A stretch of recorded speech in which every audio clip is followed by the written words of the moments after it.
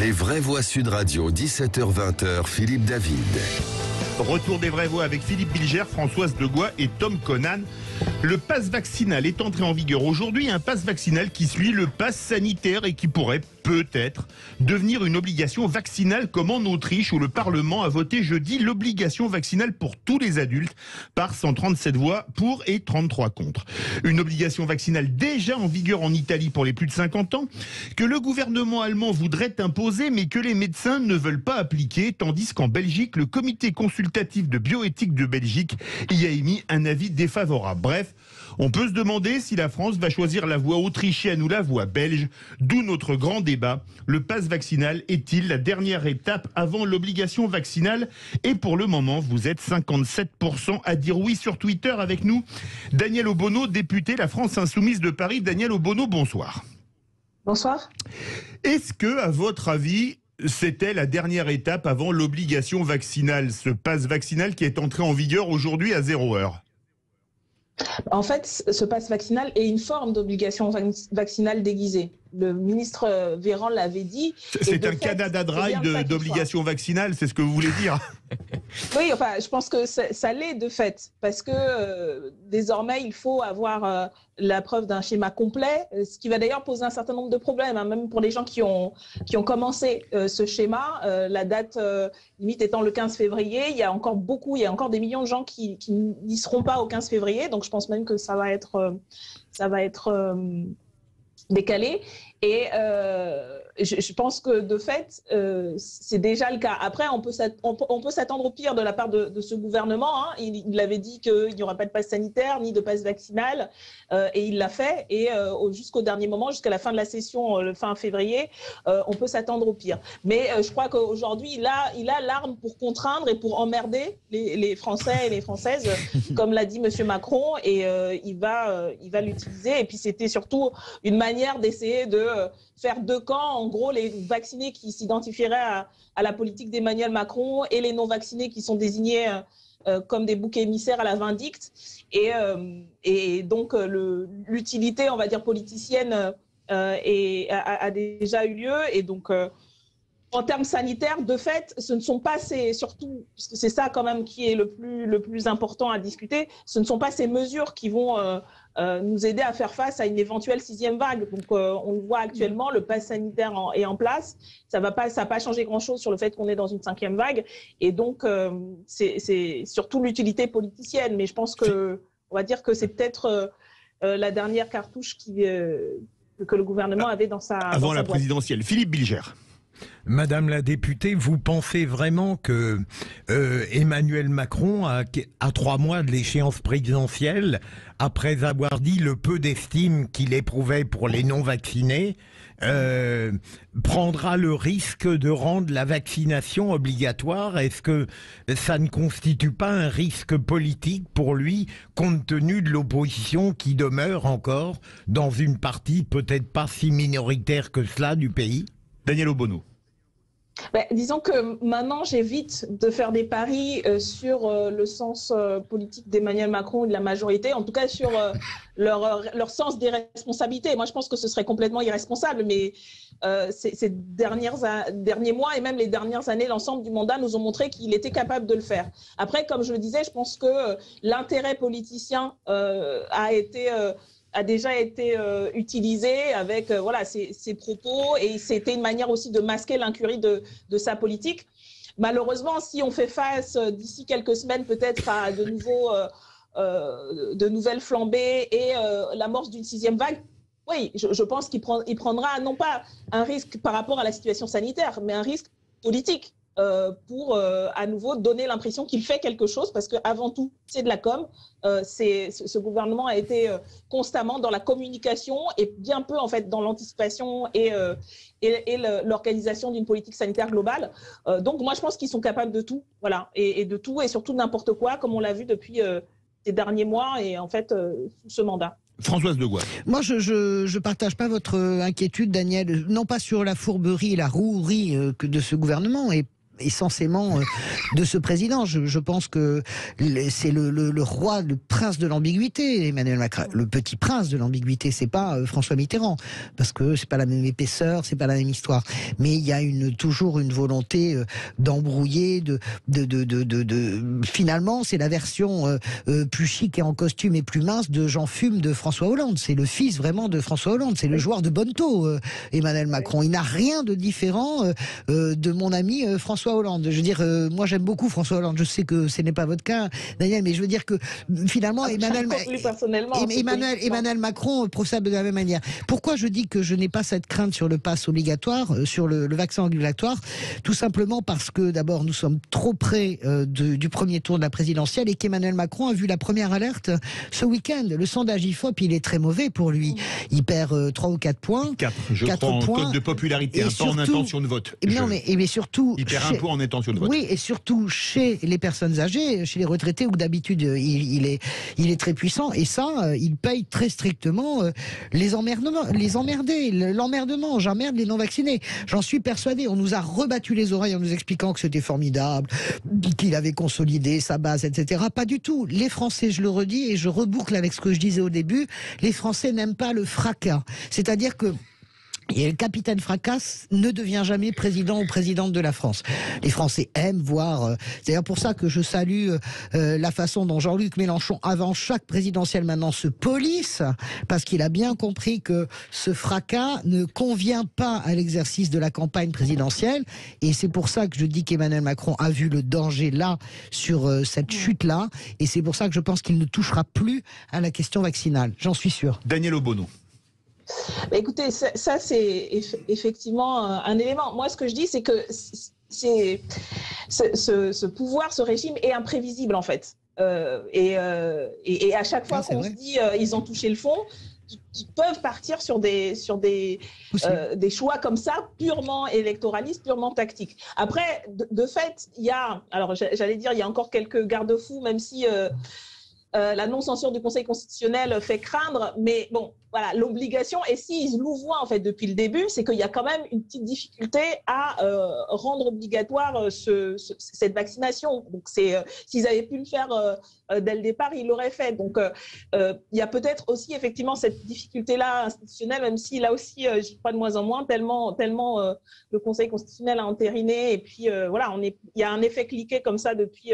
de passe en passe. Mais effectivement, il y a des éléments, en fait, rationnellement, on pourrait penser que ça y est. Voilà, moi, je reste toujours sur mes gardes, en fait, par rapport au gouvernement. Donc, voilà, et puis, s'il le décide, il faudra bien qu'on y aille et qu'on bataille à nouveau. Mais voilà, on est effectivement dans un temps... électoral, et tout choix peut avoir des conséquences, mais ils peuvent aussi jouer le tout pour le tout. Tom Conan. Oui, alors moi, au risque de décevoir certains, je trouve que vous êtes un peu sévère quand même avec, non pas ce gouvernement, mais avec les intentions qu'il y aurait derrière. Moi, je déplore énormément d'aspects de la politique sanitaire depuis le début, mais pour autant, moi, je veux pas un grand cynisme, parce que je pense qu'avec le pass vaccinal, c'était déjà le cas avec le pass sanitaire dans une moindre mesure, mais là, c'est encore plus net, Macron a tout à perdre. Il a tout à perdre. Et donc, s'il le fait, on peut justement espérer que c'est pour des bonnes raisons, des raisons qui sont strictement sanitaires et pas forcément politiciennes, ou en tout cas pas exclusivement politiciennes. Premier point.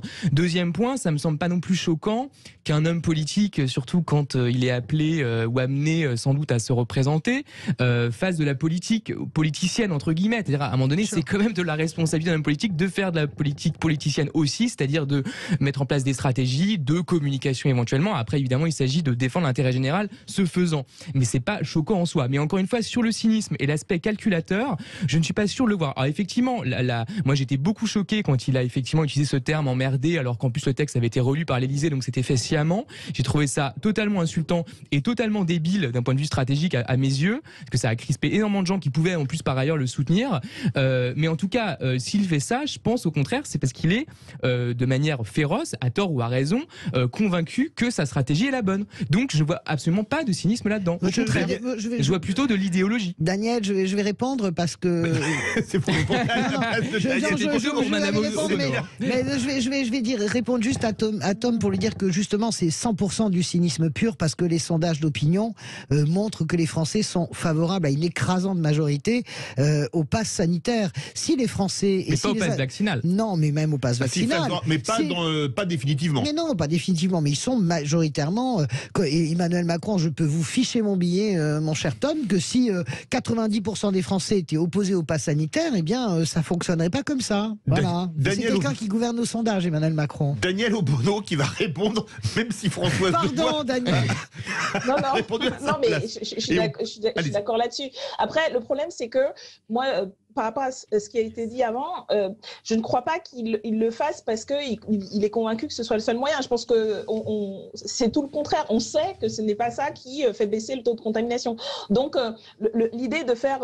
il est président de la République, il fait de la politique. Pour moi, c'est pas ça le problème. Pour moi, c'est de le faire pas sur les bases pour protéger la population, parce qu'il ne s'agit pas de ça. Et c'est là où c'est une faute politique de mon point de vue, au-delà du cynisme et du fait qu'il est en campagne. Ben oui, il est en campagne. Mais encore faudrait-il qu'il assume de mettre dans le débat de la campagne son bilan. Et le problème, c'est que ce bilan, en termes sanitaires, est, de mon point de vue, très négatif. Et donc, plutôt que d'assumer, de mettre dans le débat son bilan en disant, voilà, vous voyez, même en sortant les chiffres du taux de vaccination, parce qu'il y a une vaccination ultra majoritaire de la population, la contrainte déguisée a marché de ce point de vue-là.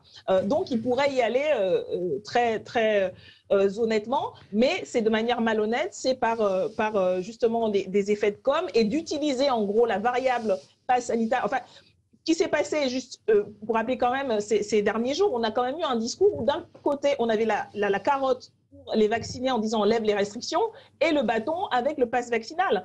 Ça n'a absolument rien à voir avec la protection de la population ou quoi que ce soit. C'était purement électoraliste. Et je pense que là, ce n'est pas dans le sens de l'intérêt général. Voilà pourquoi ce serait problématique et voilà malheureusement pourquoi il pourrait l'utiliser. Après, voilà, comme je vous dis, moi, je ne parierai pas trop sur d'un côté ou de l'autre parce que ça reste imprévisible, parce que l'épidémie est aussi imprévisible. Le seul problème, c'est qu'on ne peut pas compter sur son sens de l'intérêt général parce que pour moi, malheureusement, je ne crois pas que ce soit ça qui le guide. Est-ce que vous voulez répondre à Richard de Toulouse? Alors, d'un point de vue scientifique, dire que si jamais il y a des problèmes après d'avoir une cohorte de non-vaccinés, ça permettra de servir de test.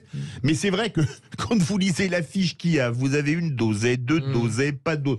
C'est un peu complexe. Vous voyez, on est au moins deux à avoir fait notre coming out en disant qu'on n'avait pas tout compris. Je ne sais pas vous, mais bon. Non, mais écoutez, moi, voilà, je suis des consignes, je me suis vaccinée avec des nouvelles, des rappels quand il semble qu'il faille le faire. Mais sur l'aspect sanitaire, je ne sais pas si ça peut faire un échantillon de comparaison. Par contre, de fait, même quand il y a une vaccination obligatoire, il y a toujours un faible pourcentage résiduel de personnes qui sont non vaccinées. Donc, de fait, l'idée qu'on arrivera à 100% de la population vaccinée n'est pas possible. Ça n'existe pas, en fait, même quand c'est obligatoire. Donc, il y a déjà cet aspect-là. Moi, je pense que ce que vous dites là, par contre, pointe le fait qu'on risque d'avoir un sacré embouteillage. C'est ce que j'évoquais tout à l'heure. C'est-à-dire qu'on a un fort taux de primo-vaccinés, mais quand on voit sur le nombre de deuxième dose, voire de rappel, on tombe très vite en termes de pourcentage. Et donc, on risque d'avoir, en plus du fait que personne ne comprend exactement quand, où, quoi, on risque d'avoir un gros goulot d'étranglement sur le fait que, pour éviter d'avoir son pass désactivé. Et ça risque de poser des problèmes organisationnels. Je ne sais pas s'ils ont anticipé ça. En tout cas, il y aura peut-être des annonces sur le fait que finalement la date limite va être repoussée parce que je crois qu'on n'a pas les moyens d'arriver, même celles qui voudraient, à vacciner tout le monde. Daniel Obono, on a une de nos vraies voix qui a fait HEC et Sciences Po. Si lui, il n'a pas compris, c'est à désespérer. Je lui donne la parole. Il n'y a aucune garantie. Ça donne absolument pas de facilité particulière, je vous rassure. Ça rassure. Et il y a plein de choses que je ne comprends pas. Il n'y a pas de problème. Mon ignorance est beaucoup plus grande que mes compétences éventuelles. Non, mais en fait, au risque d'être un peu impopulaire, mais bon, c'est quand même une position qui est défendue par certains. Moi, j'étais plutôt favorable, en fait, à une obligation obligation vaccinale, ça m'a semblé quand même plus simple, parce qu'effectivement la difficulté... À l'autrichienne ou à l'italienne? C'est-à-dire l'italienne les plus de 50 ans ou à l'autrichienne tous les adultes plus de 18 ans? Tous les adultes, ça me semble pas forcément aberrant, vu en tout cas les différents variants et le fait qu'aujourd'hui les formes graves peuvent toucher aussi beaucoup de jeunes. Mais par ailleurs, en fait la dimension que je trouve quand même problématique dans le pass, c'est le pass lui-même. C'est le fait effectivement d'être contrôlé systématiquement avec des données dont on ne sait jamais exactement où est-ce qu'elles sont stockées, qui peut y avoir accès, même si techniquement c'est encadré, mais en pratique vous allez dans un café, on sort un téléphone portable, j'étais hier dans un bar, le téléphone portable personnel, on ne sait pas trop si c'est un téléphone portable distinct. Alors du coup on voit bien que les cafetiers maintenant ils font attention, ils osent pas trop regarder, vous voyez, ils regardent juste si c'est valide et après ils laissent rentrer parce qu'ils sentent bien que c'est un peu gênant effectivement et eux-mêmes sont mal à l'aise avec ça. Moi je suis mal à l'aise avec le principe du pass, par contre pas avec le principe du vaccin ni même d'une obligation vaccinale, dans le sens où on a quand même maintenant suffisamment de recul pour dire pas que c'est la panacée mais que ça permet de réduire très fortement les formes graves, notamment quand il y a ce rappel en question. Donc en réalité ça pourrait être ça la voie de sortie. Très court, Françoise de Gois, et le mot de la fin, Daniel Obono. En sachant que ce sont les rappels sont les vaccins de première génération, que enfin on peut dire sur des plateaux de télé et sans être traité de complotiste et d'affreux obscurantistes, moi qui ai 3 doses, que ces vaccins sont très décevants. Alors on l'a souvent dit, mais là maintenant, comme c'est le professeur Eric Combe qui le dit et que tout le banc et l'arrière-banc se met à le dire, eh bien enfin on peut s'engouffrer en disant que oui, on est déçu par l'efficacité de ces vaccins. Écoutez, moi j'ai fait carton plein, contamination de tout le monde par Omicron, tout le monde avec 3 doses, tout le monde Omicron à Noël. Donc ça veut dire que tout circule, ça veut dire que ces vaccins doivent être améliorés. Sur le recul que nous avons, je n'en sais rien. J'espère que nous ne sommes pas trompés et que notre peur du virus l'a emporté sur notre peur du vaccin sans trop de discernement. Voilà, j'espère qu'on ne s'est pas trompé. Eh bien écoutez, on espère tous qu'on ne s'est pas trompé. Un mot, mais en 20 secondes, Daniel Obono. En 20 secondes, je voulais juste rappeler qu'on en est toujours dans une situation où à l'échelle de la planète, moins de 50% des gens sont vaccinés. Et donc, on risque de retrouver à nouveau la question des doses de rappel, etc. L'OMS dit, tant qu'on n'a pas vacciné suffisamment 60% de la population mondiale, ça sert à rien de faire des rappels, etc. Et donc ça, si on parle du vaccin et de la nécessité de vaccin, c'est ça qu'il faut adresser. Emmanuel Macron a le pouvoir, là, en tant que président du Conseil, de mener cette bataille-là, parce que c'est l'Union européenne notamment qui bloque. Je rappelle que c'est de la recherche publique qui a financé le vaccin qu'on dit Pfizer, mais qui n'est pas Pfizer, qui est un vaccin européen. Et donc, s'il était vraiment conséquent, il mènerait cette bataille-là pour la levée des brevets. C'est Pfizer-BioNTech. Voilà. Elle a raison. Merci beaucoup, Daniel Obono, député LFI de Paris. Verdict sur Twitter. Le pass vaccinal est-il la dernière étape avant la vaccination obligatoire? Vous êtes 57,3% à dire oui.